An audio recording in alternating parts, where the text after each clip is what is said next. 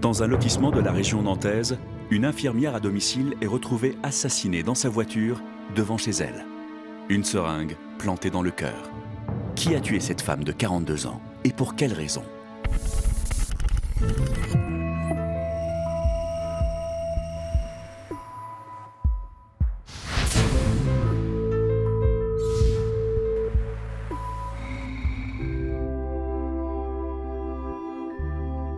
Pour connaître l'auteur de ce crime, il faut revenir une semaine plus tôt. C'est dans cette résidence bourgeoise près de Nantes que vivent Joséphine et son époux Gilles, mariés depuis 10 ans. Chérie, c'est moi. Je lance la cuisson du poisson et j'arrive. Voilà, hop, c'est fait. Du poisson comment? À l'oseille, comme tu adores. Eh ben, c'est chouette ou quoi aujourd'hui? Non, mais j'ai invité Serge à dîner. Ah bon? Quoi, j'aurais pas dû? Non, mais disons que j'aurais bien passé la soirée tranquillement avec toi plutôt qu'avec le voisin, je suis crevée. C'est vrai que moi aussi, je suis pas au mieux. J'ai l'impression que je couvre quelque chose. Mais bon, tu le connais, sa femme est encore absente et il mange n'importe comment. Alors, je me suis dit que ça serait bien qu'il se nourrisse sainement. Sur le coup, j'ai regretté d'avoir invité Serge à dîner. En fin de compte, ni Joséphine ni moi n'avions envie de le voir ce soir-là. Puis je savais pas ce que j'avais, je commençais vraiment à me sentir mal. Ah, mal de crâne, là, ça commence à me taper sur les nerfs. Tu te rends compte, ça va faire 2 jours. J'ai une de ces journées.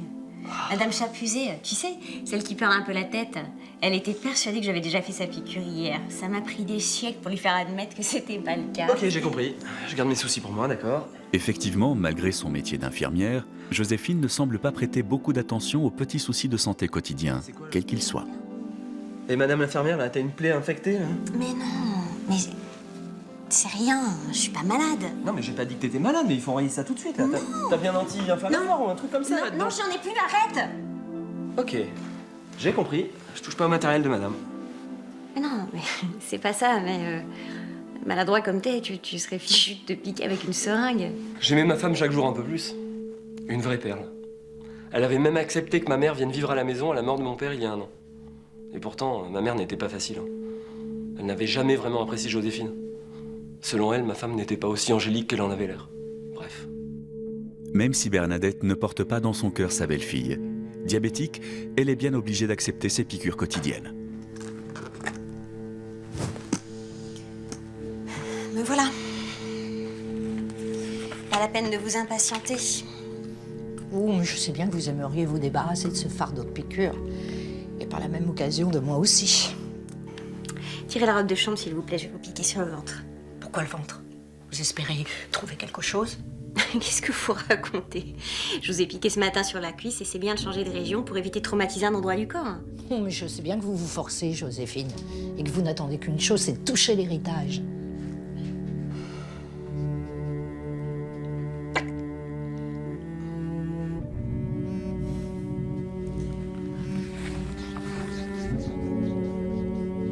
Votre amant? Lequel? Faites la maline. Mais moi, vous ne me tromperez pas. Je suis désolée, je vais devoir vous abandonner. Serge vient dîner à la maison ce soir. Avant, je l'aimais bien, Joséphine. Mais depuis environ 2 ans, quelque chose avait changé chez elle. Elle ne me regardait plus dans les yeux. Et puis, je la trouvais moins attentionnée à l'égard de son mari. Effectivement, Joséphine semble indifférente à l'état de son mari. Mais ce n'est pas le cas de Gilles, leur voisin, visiblement inquiet pour son ami. Par contre, Gilles, je trouve quand même que t'as une mauvaise mine en ce moment. Ouais, je sais, je suis un peu fatigué.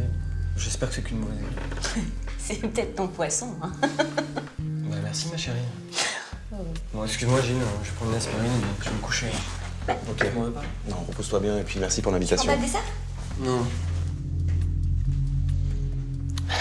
Bon bah moi j'y vais aussi, hein, je me lève tôt demain. Bah, je vais t'accompagner. Ça me fera du bien de prendre l'air un petit peu.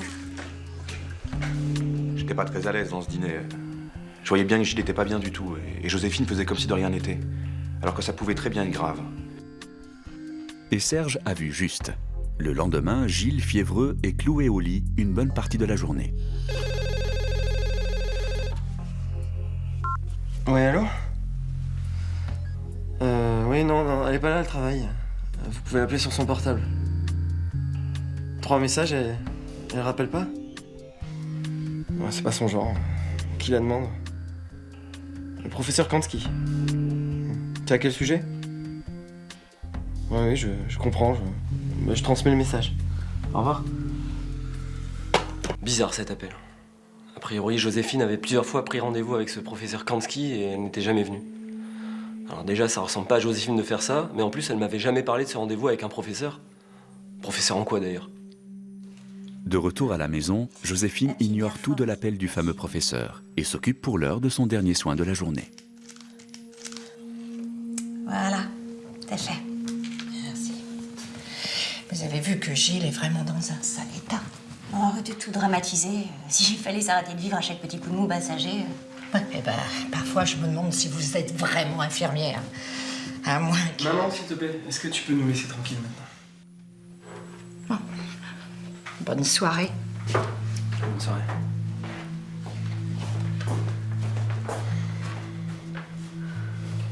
Je suis désolé pour le comportement de ma mère. Ah, c'est pas de ta faute. Hein. Mais tu sais, j'ai beau être sympa, il y a peut-être un moment où je vais finir par l'envoyer balader. Hein. Je ne te blâmerai pas, mais j'apprécie ta patience.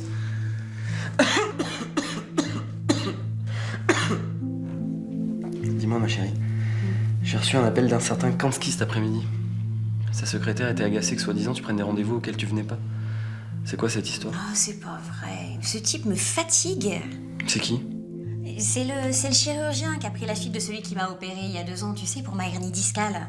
Il veut absolument que je fasse un suivi médical, mais j'ai pas le temps et puis tout va bien. Enfin, je trouve que depuis cette opération, tu prends pas tellement soin de toi, hein, pour une infirmière. Oh, arrête, on dirait Kansky qui me répète que je suis dans le milieu médical et que je devrais savoir que le suivi post-opératoire, même 2 ans après une opération, est petit, patata, etc. Enfin, moi, je crois surtout qu'il veut se constituer sa petite clientèle. Prends-moi rendez-vous, comme ça tu seras tranquille après.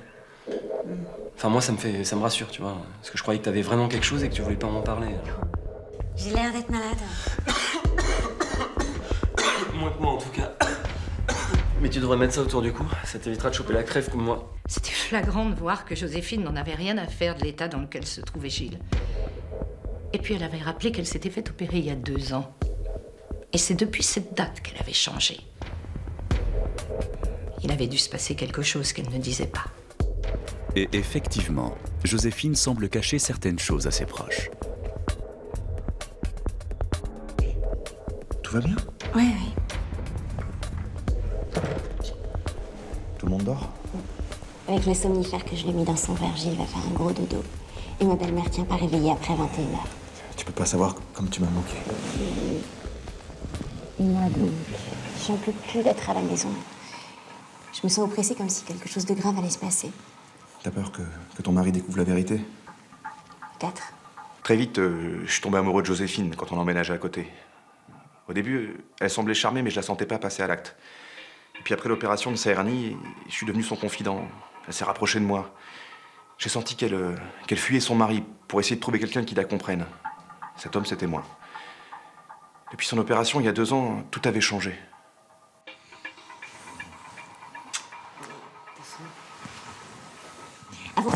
Avant, je voudrais que tu m'envoies pas de texto comme ça. T'imagines si mon mari tombait là-dessus, ce soir, point d'interrogation? Ok, t'as raison, c'était pas malin. Mais bon, t'es là, c'est ça qui compte. Puis ça me stresse de savoir que ta femme peut débarquer d'un moment à l'autre. Valérie est à l'étranger, tu crois franchement qu'elle peut débarquer comme ça? Je sais pas, c'est pas rassurant. Il va vraiment falloir que vous clarifiez la situation tous les deux. Ça s'en va nulle part. Je vais lui annoncer que je la quitte quand elle reviendra. Ça va être dur, mais je suis prêt à être avec toi. Et de ton côté? J'ai peur qu'il veuille pas. Écoute, il y a des choses que je sais et qu'il ignore, alors que c'est ton mari, Joséphine. Tu devrais être honnête avec lui. Et puis je suis certain que ça accélérera votre rupture. De quoi tu parles? Heureusement que j'ai jamais été aussi amoureux. Dis ça parce que t'as envie de moi. Ouais, j'ai envie de toi. Pour la vie. Ouais. J'avais jamais été aussi amoureux d'une femme. Elle pouvait faire n'importe quoi, je crois que je pouvais tout lui pardonner. Et puis au fond, même si elle le disait pas clairement, elle savait que j'étais le seul à l'accepter telle qu'elle était. Pendant que Joséphine était chez Serge, son mari s'est réveillé. Suspicieux, il attend désormais son retour. Mais qu'est-ce que tu fais là? Pourquoi tu m'as mis du somnifère, ma tisane? Et ne me dis pas que c'est pas vrai. J'ai vu le dépôt blanc au fond de ma tasse et j'ai reconnu le goût parmi 1000. T'as les besoins de sommeil, il fallait que tu récupères. Qu'est-ce que tu faisais dehors, là? J'ai été appelée pour une urgence. J'ai dû sortir, j'ai pas voulu te réveiller. Ouais, une urgence à cette heure-là? Ah bah, c'est le principe même d'une urgence, oui. Mais qu'est-ce qui te prend? Tu vas quand même pas te mettre à faire comme ta mère, toi? Et pourquoi t'es toute décoiffée? Parce que j'ai eu une longue journée qui a duré 15 heures. Maintenant, je suis fatiguée. Et je vais aller me coucher. Et je pense que tu ferais bien d'en faire autant si t'es si malade. Il est où ton foulard? Oh mince. J'ai dû l'oublier chez la patiente. Bon bah, j'irai le rechercher demain. Tu viens dormir? Jusque-là, je n'avais jamais soupçonné Joséphine de me mentir. Mais là, ça faisait beaucoup. Alors à partir de ce moment-là, j'ai décidé d'être plus méfiant. D'ailleurs, je commençais presque à croire que ma mère n'avait peut-être pas complètement tort. Comment Gilles pourrait-il réagir s'il apprenait que sa femme le trompait?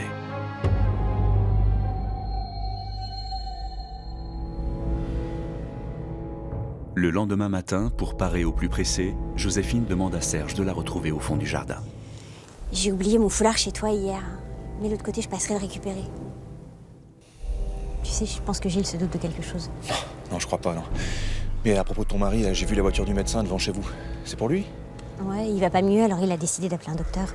Joséphine, tu crois pas que tu sais vraiment ce qu'il a? Si, je pense qu'il s'est chopé une mauvaise grippe et qu'il réagit mal, mais c'est pas la question. Le foulard, faut vraiment que je le récupère. Passe ce soir, Valérie rentre que demain. Non, on se voit plus tant que t'as pas réglé la question avec ta femme. Mais Joséphine, tu sais bien que... Écoute, je veux des actes maintenant. Fais-moi confiance.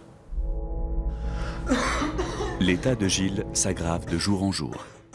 Et son médecin semble prendre son affection bien plus au sérieux que sa femme. Alors? Qu'est-ce qu'il t'a dit? Bah, il m'a dit que c'était pas normal que la grippe dure depuis aussi longtemps sans aucune amélioration. Il m'a prescrit des examens sanguins, on va voir. Oh, mais tu sais, les médecins s'inquiètent toujours pour pas grand-chose, hein, crois-moi. Enfin, moi j'ai toujours mal au crâne là, tu vois. Et ce qu'on a à la maison, c'est pas assez puissant. T'as pas un truc dans ta sacoche? Attends, je vais regarder. Attends, mais c'est quand même bizarre là. Ça fait 2 fois que tu m'enlèves les mains de ta sacoche là. Tu caches quoi dedans? Mais rien! C'est mon outil de travail, c'est tout, j'ai pas envie que tu mettes le bazar. Tiens, c'est de la codéine. C'est fort et ça devrait te soulager un peu plus que de l'aspirine ou du paracétamol. Ah non, ça me fait un peu peur. Tu crois que j'ai quoi, moi? Bon, rien de grave. En tout cas, j'en peux plus. Maintenant, j'ai tout le temps envie de vomir. Je savais pas si c'était mon état ou autre chose, mais je trouvais Joséphine effectivement de plus en plus distante et bizarre. Et puis qu'est-ce qu'elle avait à toujours m'interdire l'accès à sa sacoche? Pour Bernadette, cela fait bien longtemps que le comportement de sa belle-fille est suspect. Pourquoi ta femme t'a pas proposé de faire le prélèvement? C'est son métier, non? T'as raison. J'y avais même pas pensé tellement je suis fatigué. Bon, bah, repose-toi. Je vais aller lui demander. Ramène s'il te plaît maman, demande-lui gentiment.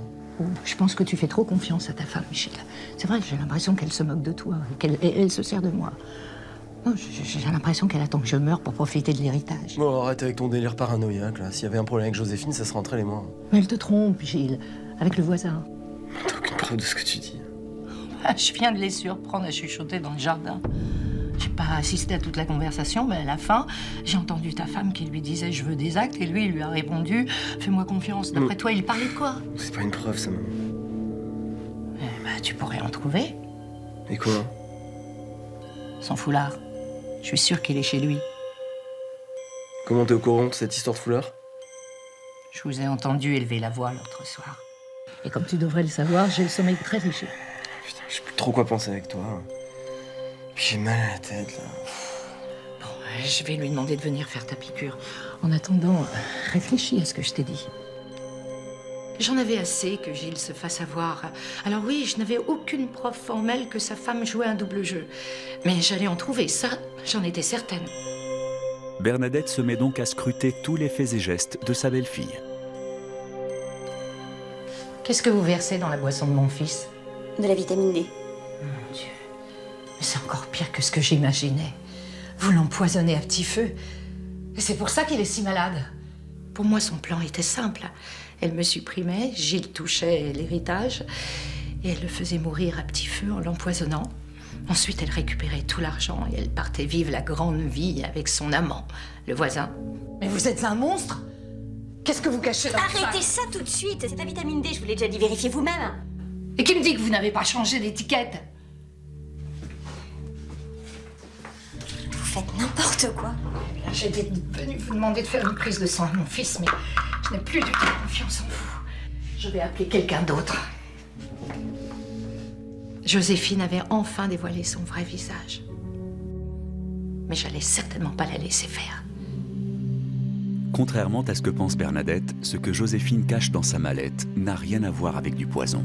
C'est une ordonnance à son nom, signée du professeur Kansky. Mais quelques minutes plus tard, Bernadette est bien obligée de se résoudre une toute dernière fois à être soignée par sa belle-fille. Vous pouvez être sûr que je vais bientôt faire appel à une autre infirmière. Comme vous voulez. De toute façon, votre petit jeu va bientôt être révélé au grand jour. J'ai la preuve que vous trompez Gilles. Vous ne répondez rien? Je vous sens même un peu fébrile. Bernadette n'a pas tort. À ces mots, Joséphine, comme paralysée, reste sans voix. À cet instant, tout semble s'embrouiller dans son esprit.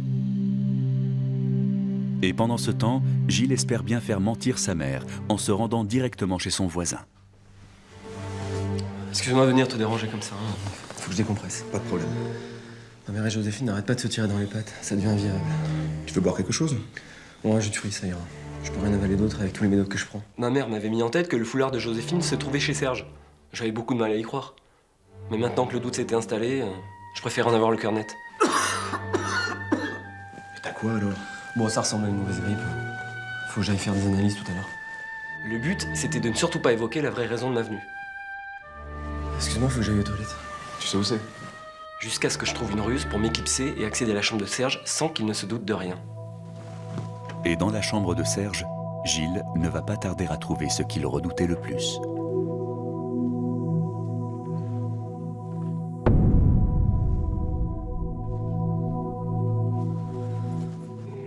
Comme j'étais déjà groggy par les médicaments, j'avais l'impression d'être dans un cauchemar. J'étais venu pour enfin dire à ma mère qu'elle racontait n'importe quoi, et je trouvais la preuve que Joséphine me trompait avec Serge. J'étais à la fois profondément déçu et en rage de m'être fait avoir comme ça. Tu te fous de moi? Mais qu'est-ce qui t'arrive? Toi, Joséphine, ça fait combien de temps? Écoute, Gilles, Vas-y, je t'écoute avant de te démolir. ça devait pas se passer comme ça. Ah ouais, comment? Je devais recevoir en faire-part? Espèce de... C'est quoi ça? Oh non, qu'est-ce qui s'est passé? Une catastrophe. Ça pouvait pas plus mal se passer. Et au fond, moi je pensais qu'à une chose. Pourvu que Joséphine ne change pas d'avis. Je voyais pas mon avenir autrement. Et puis cette ambulance a débarqué et la situation a encore empiré. Qu'est-ce qui s'est passé? Je suis désolée, je te promets que j'ai pas fait exprès. Tu vas me dire ce qui s'est passé? J'ai surdosé son insuline. Elle me stressait, j'en ai trop mis et elle a fait une hypoglycémie sévère. Ça veut dire quoi? Presque le coma. Mais j'ai appelé les secours dès que j'ai vu qu'elle tremblait et qu'elle avait des sueurs. Ils vont la sauver. Il l'a emmené où? À l'hôpital Saint-Joseph. Bon, j'ai pas le temps là, mais il va falloir qu'on parle tous les deux.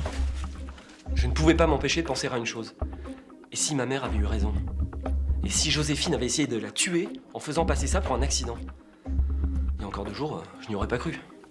Mais après ce que je venais de découvrir, je savais que je ne connaissais pas ma femme aussi bien que ce que je le croyais. Loin de là. Tout s'est passé si vite que le lendemain matin, personne ne s'est encore expliqué. Gilles a passé la nuit auprès de sa mère. Et Serge n'a pas voulu perturber davantage celle qu'il aime, jusqu'à cet instant-là. Des nouvelles de ta belle-mère? Gilles a passé la nuit là-bas. Elle va mieux, elle doit revenir ce soir, mais... elle est au courant pour nous. Je voulais pas t'embêter avec ça hier soir, mais... juste avant que l'ambulance arrive, il est passé à la maison. Il a trouvé ton foulard. Il a tout compris. Je voulais pas que ça se passe comme ça. Je sais, ma chérie. Mais au fond, c'est peut-être mieux. Et puis, je suis venu t'annoncer une grande nouvelle. J'ai quitté Valérie. Je lui ai tout dit hier soir. Ça a été violent, mais c'est fait. Qu'est-ce qui se passe? C'était ce qui était prévu, hein? Oui, je sais. Quoi, tu me fais peur? Qu'est-ce qu'il y a? Me dis pas que t'as changé d'avis. Mais avec l'accident, Gilles qui sait tout, c'est peut-être pas le moment De quoi? de franchir le pas, là, maintenant. Je t'en supplie, Joséphine, me dis pas ça maintenant. Ça devait forcément être dur, mais après, on sera heureux. Écoute, je crois que Gilles est vraiment malade. Et je pourrais pas lui faire ça maintenant. Je supporterais pas d'être heureuse alors qu'il va mal. En plus, je crois que c'est vraiment grave. Arrête de te mentir, Joséphine, tu sais très bien ce qu'il a. Et tu peux plus rien, c'est fait. Maintenant, ta vie, elle est avec moi. Et de toute façon, personne n'acceptera de vivre avec quelqu'un comme toi. personne à part moi parce que je t'aime plus que n'importe qui. Justement, Serge, si tu m'aimes, accepte ça. Ce que je redoutais le plus est arrivé. Et surtout que ça avait vraiment pas été aussi facile que je le croyais de quitter Valérie. Et la Joséphine me faisait le coup du je ne sais plus trop. J'étais dans une situation invivable. Après tout ce que j'avais accepté de cette femme, voilà comment elle me remerciait. Comment Serge va-t-il réagir face aux hésitations perpétuelles de Joséphine?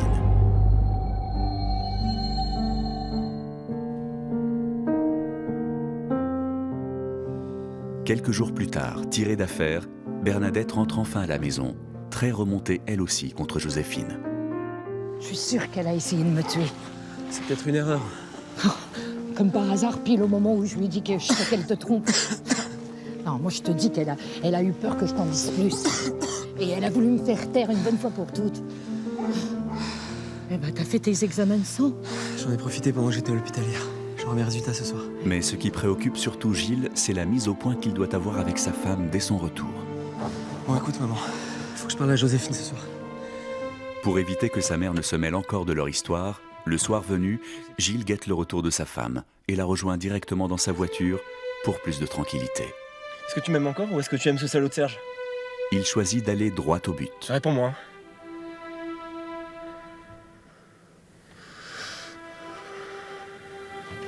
Je suis amoureuse de Serge. Je vivais un cauchemar dans ma vie de couple. Et le pire était à venir.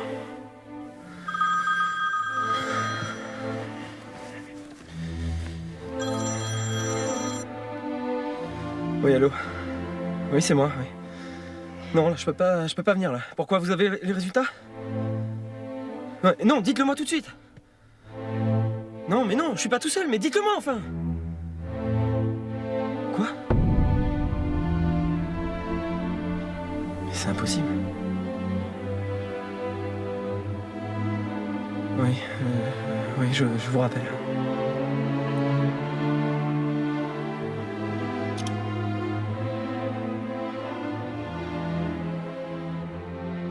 Comment dire?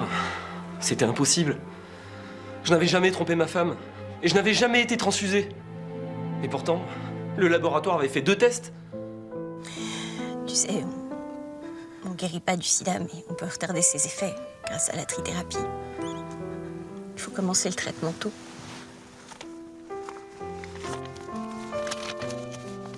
Une ordonnance? T'as une ordonnance pour moi? T'avais donc tout prévu? Non, Gilles. Cette ordonnance est à mon nom. Professeur Kansky n'est pas le remplaçant de mon chirurgien. C'est un virologue réputé. C'est moi qui t'ai transmis le virus. Quoi? J'ai été contaminée il y a 2 ans, au cours de mon opération de la hernie, par une transfusion. C'est ce qu'ils m'ont dit 15 jours après l'opération. Et t'es contagieuse depuis tout ce temps-là et tu m'as jamais rien dit? Et je voulais pas y croire. J'avais pas de symptômes et puis j'étais pas malade. Je suis pas malade.